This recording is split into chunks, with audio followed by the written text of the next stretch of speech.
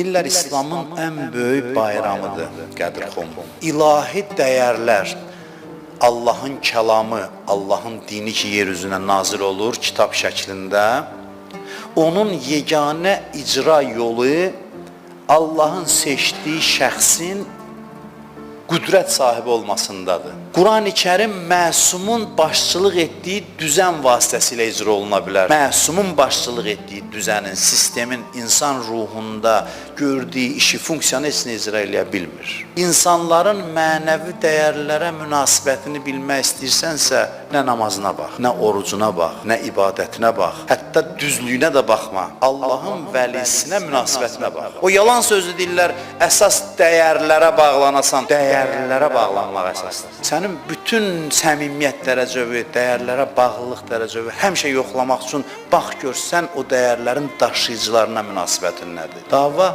həqiqi mənəviyyatla mənəviyyat örtüyünə bürünmüş mənəviyyatsızlıq arasındadır. Strateji dava budur. Qədirxum bax bu deməkdir.